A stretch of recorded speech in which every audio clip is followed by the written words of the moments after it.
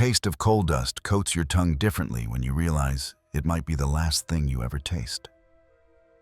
I spat a black glob onto what I thought was the floor, but in the absolute darkness, it could have landed anywhere. My own warm saliva mixed with grit landed back on my cheek. The space was that confined. My headlamp was gone, either shattered or buried somewhere in the collapse. Pain radiated from my left side, where something heavy pressed against my ribs, each shallow breath a negotiation rather than a right. Have you ever tried to measure infinity with your fingertips? That's what true darkness feels like when you're trapped a quarter mile underground. I tried to move my right arm and pain shot through my shoulder like electricity.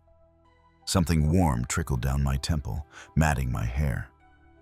The silence was absolute except for the occasional sinister creak of shifting rock and my own ragged breathing. This is it, I thought, fighting the rising panic. This is how I disappear. My name is Daniel Cooper. 3 days ago, I was just another coal miner working the morning shift at Blue Ridge No. 5 mine in West Virginia. Now, I'm the guy fighting for his life in the belly of a mountain that decided it was hungry. The morning it happened started like any other. I'd woken at 4:30 a.m. to my alarm. The same one that had pulled me from sleep 5 days a week for the past 11 years. My wife Sarah mumbled something incoherent as I kissed her goodbye. Our kids, Maddie, 8, and Tyler, 5, were still fast asleep, their bedroom doors slightly ajar as I passed by in the pre-dawn darkness. "See you tonight?" I whispered to the quiet house, a ritual I never skipped. Mining has its superstitions. The drive to the mine took 40 minutes along winding mountain roads. The autumn leaves were just starting to turn, painting the hillsides in shades of amber and rust that disappeared into my rearview mirror or as I descended into the hollow where Blue Ridge No. 5 cut into the mountain. "Morning, sunshine," Mike Dolan called out as I parked next to his beaten-up Ford. Mike had been my partner for nearly 6 years. A stocky, red-faced man with a laugh that echoed off tunnel walls and a photo of his grandkids taped inside his helmet. "You're looking uglier than usual today," I replied, our standard greeting. He handed me a thermos of coffee as we walked toward the entrance, the liquid scalding my tongue as I took a sip. "Sarah made it," I explained after seeing his grimace. "She thinks coffee should be strong enough to dissolve spoons." "That woman's trying to put you down before the mountain gets a chance," Mike said, but he took another swig anyway. We joined the rest of the morning crew at the entrance, 15 men in total, most of whom had fathers and grandfathers who'd worked these same seams. Mining wasn't just a job in Appalachia.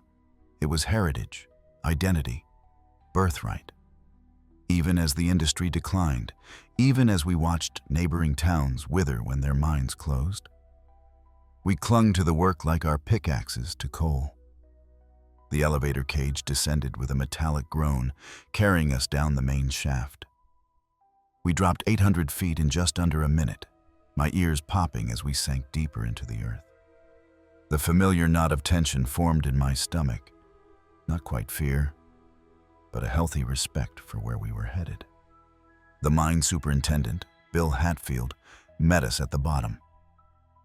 A tall, gaunt man with 30 years of coal dust etched into the lines of his face. Bill had been acting strange lately, distracted, irritable.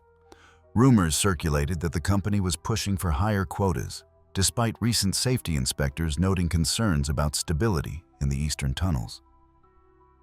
"Cooper, Dolan," Bill nodded at us. "You're working Section E today." Mike and I exchanged glances. Section E was part of the eastern expansion, newer tunnels following a promising vein. "Wasn't E flagged for additional supports last week?" Mike asked, adjusting his helmet. Bill's jaw tightened. "Engineering signed off on it yesterday. We need to hit quota this month, boys. Company's breathing down my neck." I should have said something then. Should have asked to see the inspection report. Should have trusted the uneasy feeling settling between my shoulder blades. But 22 families in our crew depended on this mine staying open, including mine. So I nodded, checked my equipment, and followed Mike into the tunnels. The mine was a labyrinth of passageways carved through ancient rock, supported by thick wooden beams and steel bolts driven deep into the ceiling. Our headlamps cut narrow cones of light through the darkness as we made our way to our assignment, the battery-powered cart humming beneath us. The air grew warmer, heavier with each passing minute, despite the ventilation systems that pumped fresh air from the surface. Section E was nearly a mile from the main shaft, a newer area where the coal seam widened promisingly. Our job that morning was to extend the tunnel another 15 feet, following the vein deeper into the mountain's heart. "Something feel off to you?" Mike asked as we set up the continuous mining machine, a massive toothed apparatus that would chew through rock and coal, spitting the debris onto conveyor belts. I ran my hand along the nearest support beam, feeling the grain of the wood. Bill seemed jumpy. "Not just Bill. Listen." I paused, holding my breath. At first, I heard nothing beyond the distant rumble of machinery and the soft hiss of the ventilation. Then I caught it. A faint creaking sound, like weight shifting overhead. "Should we call it in?" I asked. Mike hesitated, then shook his head. "Probably nothing. These old mountains like to talk sometimes." That was the last normal conversation we had. 20 minutes later, as the mining machine's teeth bit into the coal face, the mountain decided to answer back. It started with a sound like distant thunder. Then the floor trembled beneath our boots. Dust sifted down from the ceiling in thin streams, dancing in our headlamp beams. "Power down!"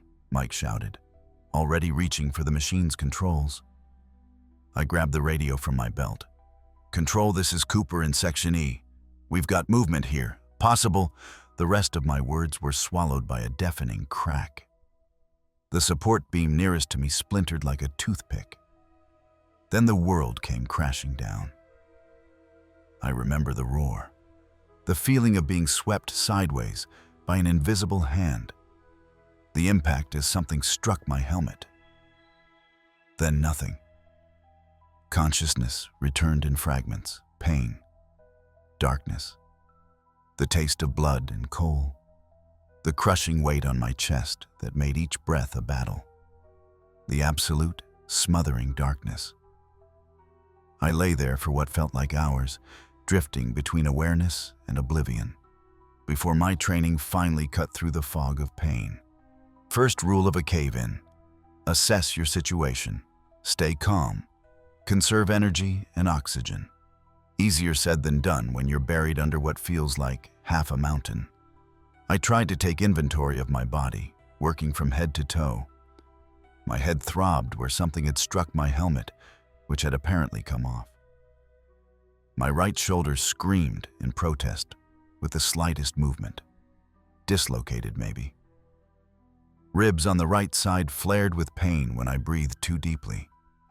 My legs were pinned under debris, but I could wiggle my toes, which meant my spine was likely intact. Small victories. Next, I needed to determine how much space I had. Slowly, I raised my left arm, the one that still worked properly, and reached upward.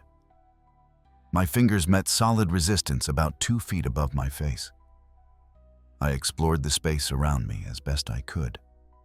I seemed to be in some kind of void created by fallen beams and rock.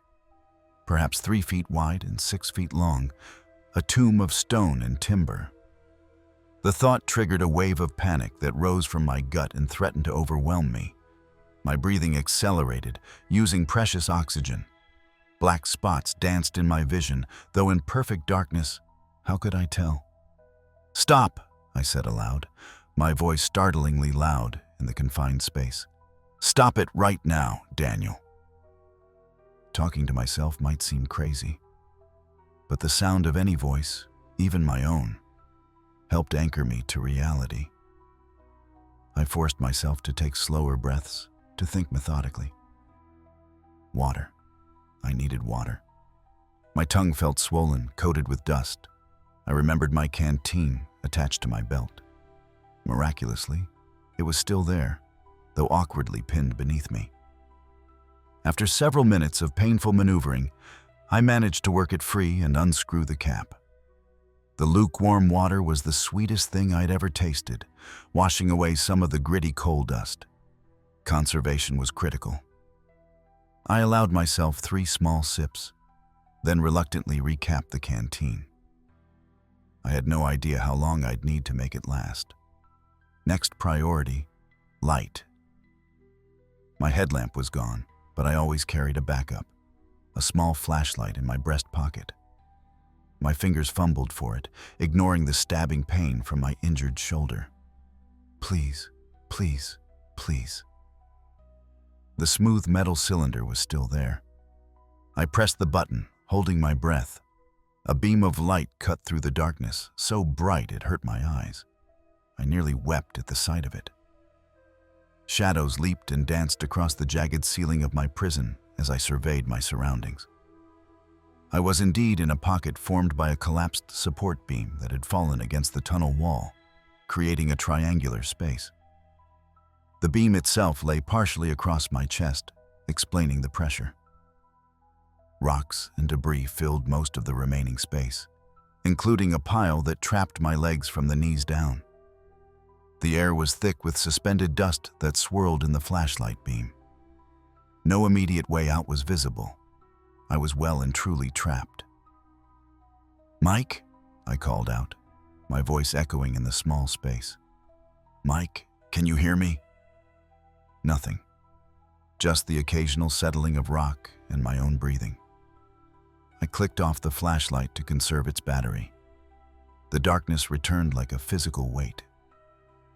Time becomes meaningless when you're buried alive. Minutes feel like hours. Hours stretch into eternity. I tried to keep track by counting, but repeatedly lost my place as pain or fear distracted me. My watch had been smashed in the collapse. To stay sane, I began talking to myself, narrating my situation, my plans, my memories. "Your name is Daniel Cooper. You have a wife, Sarah, and 2 children, Maddie and Tyler. You are trapped in a mine collapse in Section E of Blue Ridge No. 5. The date is October 12th. People will be looking for you. You need to stay alive until they find you." I repeated this mantra whenever panic threatened to overtake me. It became my anchor to reality, to hope. But hope is a fragile thing in the dark. The first 24 hours were the hardest. Each sound, every creak, shift, or settling of rock sent my heart racing with both fear of another collapse and hope that it might be rescuers. I rationed my water carefully, taking only the smallest sips when thirst became unbearable. I tried systematically testing the debris around me, searching for weak points or possible escape routes, but the pain in my shoulder limited what I could do. At some point, I remembered the emergency whistle attached to my belt, standard equipment for all miners. If anyone came searching, the sound would carry farther than my voice. I blew 3 short blasts, waited, then repeated.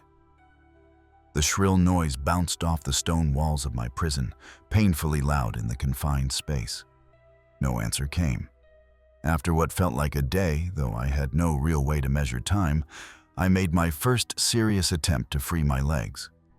The debris pinning them wasn't too heavy, but it was intricately packed. Move one piece and others might shift unpredictably. I worked slowly, methodically, using my good arm to carefully extract rocks and coal chunks one at a time. After an exhausting effort that left me drenched in sweat, I managed to pull my right leg free. The sense of accomplishment was overwhelming. Proof that I wasn't entirely helpless, that escape might be possible. My left leg remained trapped, but the progress gave me new determination. Then I heard it, a distant tapping sound. 3 taps, Pause. 3 taps. Pause. The universal distress signal among miners. My heart leaped into my throat. I grabbed my whistle and responded with 3 sharp blasts, then held my breath and listened. 3 more taps, closer now. "Here!" I shouted, though I knew sound wouldn't carry well through the collapsed tunnel. "I'm here." I kept alternating between whistle blasts and shouts until my throat was raw. The tapping continued, growing nearer until it seemed to be coming from just beyond the wall of debris to my left. "Mike?" I called out, hope surging through me. "Is that you?" No verbal response came, just more tapping. I switched on my flashlight, aiming it at the wall of rubble where the sound originated. Nothing seemed to change. No light peeking through cracks, no shifting of the rocks. "I'm going to try to clear a path," I said loudly, hoping whoever was there could hear me. "Tap once if you understand." 1 clear tap responded. With renewed energy, I began carefully removing rocks from the wall of debris, creating a small pile beside me. The work was painfully slow with only 1 good arm, and each movement sent jolts of pain through my injured shoulder. But the possibility of contact with another human being, of escape, drove me onward. After what seemed like hours, I'd created a small depression in the wall, perhaps 8 inches deep. My fingers, raw and bleeding, scrabbled at a particularly stubborn rock. When it finally came free, something unexpected happened. A rush of cooler air flowed into my space. "Hello?" I called through the small opening. "Can you hear me?" No answer came, but the tapping resumed, from a different direction. Confusion washed over me. I aimed my flashlight through the opening I'd created, trying to see what lay beyond. The beam illuminated not another trapped miner as I'd hoped, but what appeared to be a natural fissure in the rock, a crack that extended upward and away from the mine tunnel. And something was moving within it. I jerked backward instinctively, then leaned forward again, squinting into the opening. The light caught something small and pale scurrying along the fissure wall. A rat. A white, blind cave rat, tapping its way along the stone. The realization that I'd been responding to a rat, that the tapping wasn't rescuers or another trapped miner, but simply the scurrying of a rodent, hit me with crushing force. I slumped back against the rubble, a bitter laugh escaping my dust-caked lips. "Just you and me down here, huh?" I said to the creature, which had paused at the edge of the opening, its pink nose twitching as it sensed my presence. But as my initial disappointment faded, I realized something important. That fissure contained fresh air. And where there was airflow, there might be a way out. The rat had shown me something I might never have found on my own. A natural crack in the rock that predated the mine, one that might lead to the surface or at least to another part of the tunnel system. "Thanks, buddy," I whispered as the rat disappeared back into the darkness of the fissure. With renewed purpose, I began widening the opening, ignoring the pain screaming from every part of my body. If a rat could navigate that crack, maybe I could too. But first, I needed to free my other leg. By my estimate, and without a watch, it was just that, an estimate. I'd been trapped for nearly 48 hours when I finally managed to free my left leg. The victory was bittersweet. While I could now move more freely within my small prison, my leg was badly bruised and possibly fractured, adding to the catalog of injuries that made any escape attempt increasingly daunting. My water was almost gone. 2 small sips remained in my canteen, barely enough to wet my lips, which had cracked and split from dehydration.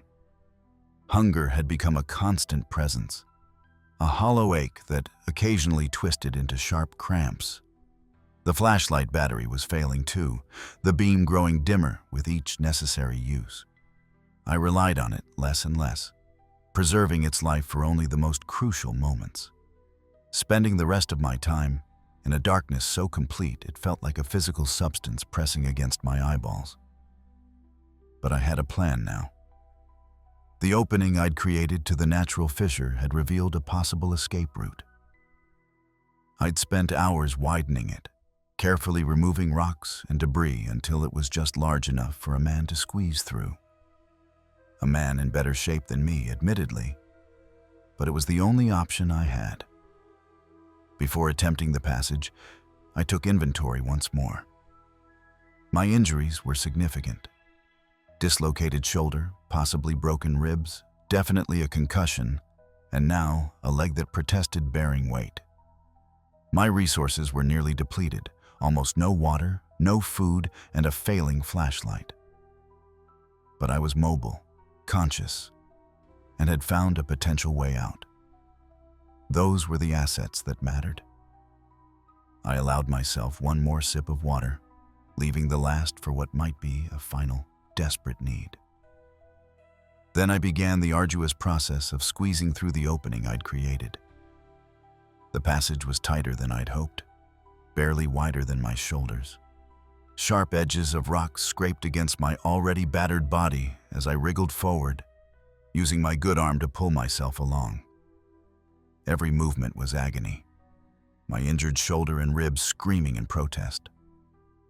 Sweat poured down my face despite the cool air, stinging my eyes and soaking my filthy clothes.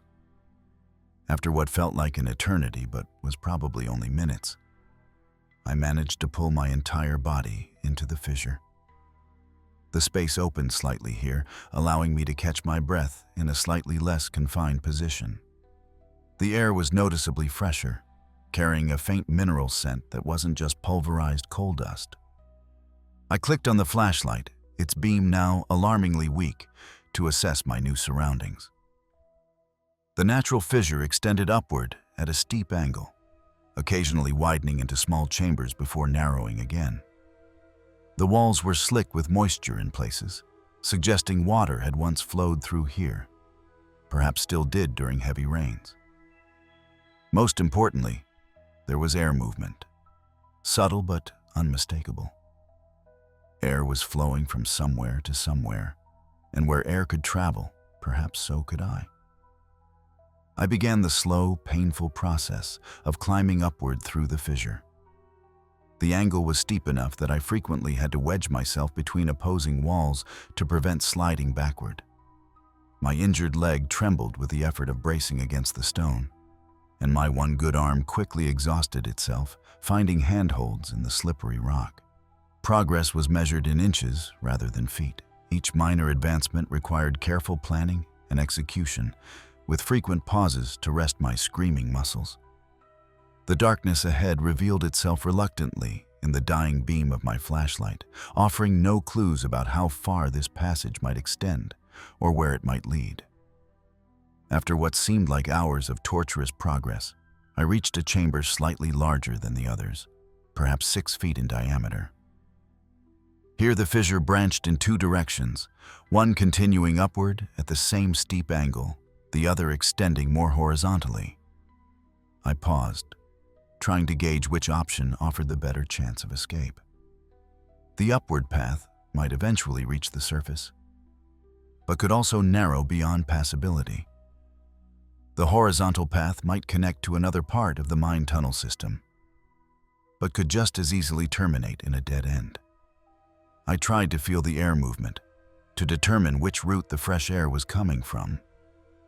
After several minutes of concentration, I was reasonably certain the horizontal passage had the stronger flow. Decision made, I painfully maneuvered myself into the horizontal fissure. This passage was even tighter in places, forcing me to exhale completely just to squeeze through the narrowest sections. My injured shoulder repeatedly scraped against the rock, sending white-hot flashes of pain through my entire body. The flashlight flickered ominously, then died completely, plunging me into absolute darkness once more. I froze, fighting down panic. Without light, I would have to navigate by touch alone. inching forward blindly through a maze of stone. "Keep going," I told myself aloud, my voice sounding strange and muffled in the confined space. "Just keep going. Follow the air." I continued forward, one excruciating inch at a time, using my good hand to feel the path ahead while my damaged body dragged behind. Time lost all meaning in that lightless journey. I might have been crawling for hours or days. Reality narrowed to the next handhold, the next painful shimmying motion, the next obstacle to overcome. At one point, the passage narrowed so severely I wasn't sure I could continue. Panic threatened to overwhelm me as I realized I might be trapped here, unable to go forward or backward, doomed to expire alone in this stone vein, too deep for any rescue to reach. "No," I said aloud, the word echoing slightly in the confined space. "No, that's not how this ends." I forced myself to calm down, to think methodically.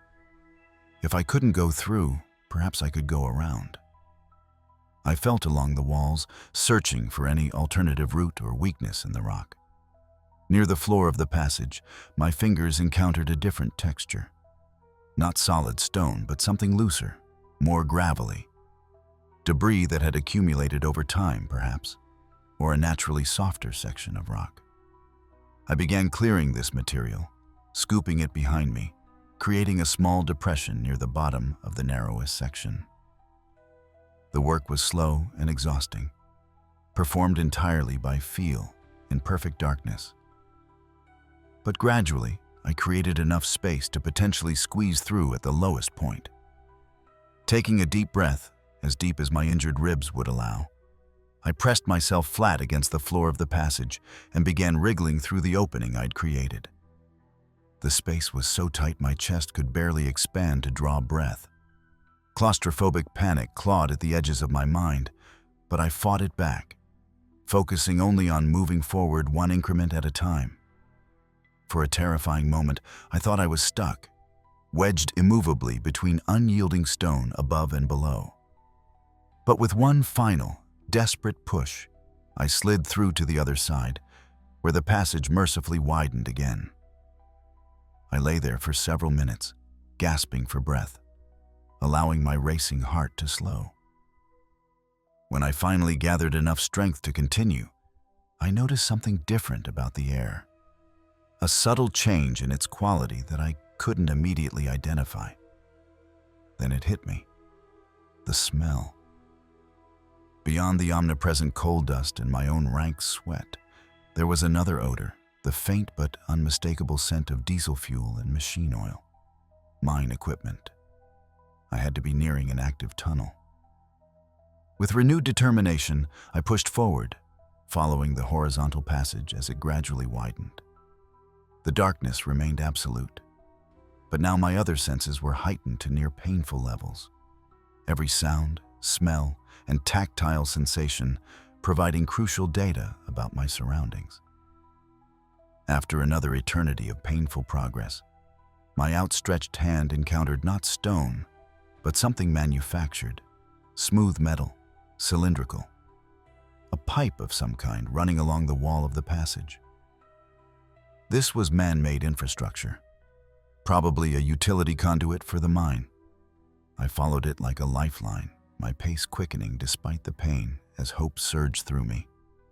The passage continued to widen until I could almost stand, though my injuries made crawling the less painful option.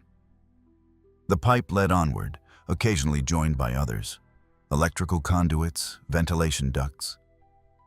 I was definitely approaching a mine tunnel. Then, gloriously, impossibly, I saw light. Not the beam of my long-dead flashlight, but a faint ambient glow ahead. So dim, I initially thought I was hallucinating. I blinked, rubbed my eyes, looked again.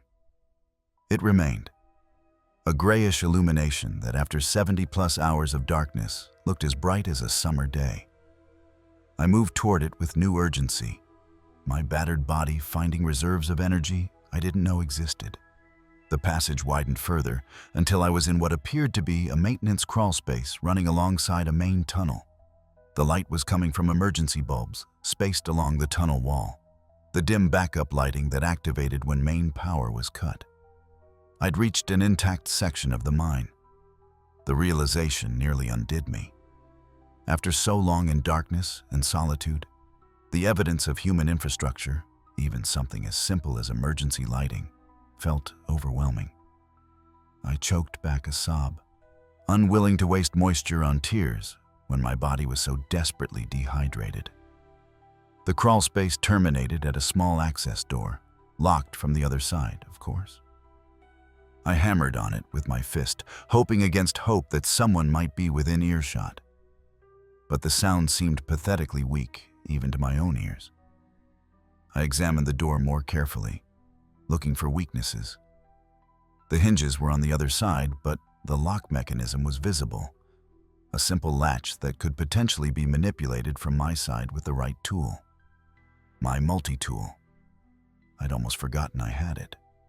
I fumbled in my pocket, fingers trembling with exhaustion and anticipation, and extracted the small folding tool. The blade was too thick to fit in the narrow gap beside the latch, but the flathead screwdriver extension might work. It took nearly 20 minutes of careful maneuvering, of dropping the tool in darkness and finding it again, of suppressing curses as my injured shoulder protested the awkward angle. But finally, the latch gave way with a satisfying click. I pushed the door open and practically fell into the tunnel beyond, the relatively bright emergency lighting momentarily blinding me after so long in darkness. When my vision adjusted, I found myself in a secondary access tunnel, smaller than the main shafts, but large enough to walk upright. Emergency lights glowed at intervals, illuminating a path that sloped gently upward. Signs on the wall identified it as Access Level 4, Junction C. I had no idea where this was in relation to the collapse or to potential exits, but it was a functioning tunnel with lighting and ventilation, a far cry from the natural fissure I'd been navigating. Most importantly, rescue teams would certainly check these areas if they were accessible. I began limping along the tunnel, following the upward slope, reasoning that any path leading higher would eventually reach the surface. My pace was agonizingly slow, my injured leg barely supporting weight, my dislocated shoulder throbbing with each step, my head swimming from concussion and dehydration.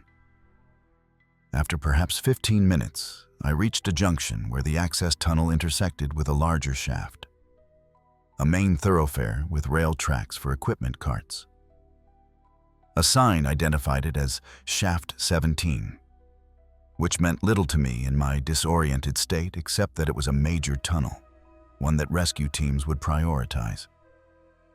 I staggered down this larger shaft, scanning the walls for any communication equipment or emergency supplies. When I finally spotted a red emergency box mounted on the wall, I nearly collapsed with relief. The box contained everything regulation required: first aid supplies, emergency rations, and most importantly, bottled water. I tore open a bottle and had to physically restrain myself from gulping it all down, knowing that too much too quickly could make me sick. Instead, I took small, measured sips, each one sending waves of relief through my parched body. After slaking the worst of my thirst, I examined the rest of the box's contents. There was a communication handset hardwired to the surface, but when I tried it, there was no response. The line was dead, likely damaged in the same collapse that had trapped me. That was a setback, but not a devastating one. I was in a main shaft with emergency lighting and supplies. Rescue teams would check this area systematically. My job now was to make myself as visible as possible and conserve my strength until they arrived. I treated my injuries as best I could with the first aid supplies, cleaning the worst cuts, fashioning a crude sling for my dislocated shoulder, taking pain medication that dulled the worst edges of my agony. Then I collected several light sticks from the emergency box and placed them at intervals along the shaft in both directions, creating a visible trail that would catch the attention of any rescue team. Finally, exhausted beyond measure, I settled against the wall near the emergency box, a light stick in my hand, and prepared for what I hoped would be my final wait. I don't remember falling asleep, but I must have, because the next thing I became aware of was voices, distant but unmistakably human. For a moment I thought I was hallucinating, but then I saw the bobbing beams of headlamps approaching from down the shaft. "Here!" I tried to shout, though it came out as little more than a rasp. I waved the light stick frantically, its green glow cutting arc patterns through the dim tunnel. The headlamp beam swung in my direction, then voices called out, "We've got someone! Over here!" The rescue team, 4 men in full safety gear, reached me moments later, their expressions a mixture of disbelief and professional assessment as they took in my condition. "Daniel Cooper?" one of them asked, kneeling beside me. "We've been looking for you for 3 days, son." I nodded, unable to form words as emotion overwhelmed me. "Let's get you out of here," another rescuer said, already checking my vital signs. "You've had quite a journey." "Others?" I managed to ask. "Mike Dolan? Anyone else?" The rescuers exchanged glances, their expressions telling me everything I needed to know before one finally answered. "We're still searching. You're the first survivor we've found." The weight of those words settled over me as they strapped me to a backboard, despite my weak protests that I could walk. As they began carrying me towards safety, one of the rescuers asked, "How did you get all the way to Shaft 17? That's nearly half a mile from the collapse site." I tried to explain about the fissure, the natural passage, the rat that had unknowingly led me to salvation. The words came out jumbled and disjointed, my concussed brain struggling to maintain chronology. "Save your strength," the team leader advised. "You can tell us everything once you're topside." Topside? The word sounded like paradise. The journey out took over an hour, navigating through tunnels that had been cleared and reinforced after the collapse. Occasionally, we passed other rescue teams heading inward, still searching for survivors or recovering those who hadn't made it. Then came the elevator cage, rising toward daylight with what seemed like impossible speed. When the doors opened, the outside world assaulted my senses. The painfully bright October sunshine, the cacophony of voices and equipment, the crisp autumn air that smelled sweeter than anything I could remember. As they carried me toward a waiting ambulance, I glimpsed the scene around the mine entrance. News vans with satellite dishes, crowds of families and community members held back by police tape, the organized chaos of a major rescue operation. Someone shouted my name, and then my mother was there, her face streaked with tears as she ran alongside my stretcher. "Danny! Oh God, Danny!" "I'm okay, Mom," I lied, reaching for her hand with my good arm. "I'm okay." As they loaded me into the ambulance, a paramedic asked, "How long were you down there, Mr. Cooper?" I glanced at the digital clock on their equipment. October 15th, 2:47 p.m. 76 hours, I said, the numbers seeming simultaneously too large and too small to contain what I'd experienced. 76 hours under a mountain. The ambulance doors closed, and I finally surrendered to exhaustion, letting unconsciousness claim me as we pulled away from the mine that had nearly become my final resting place.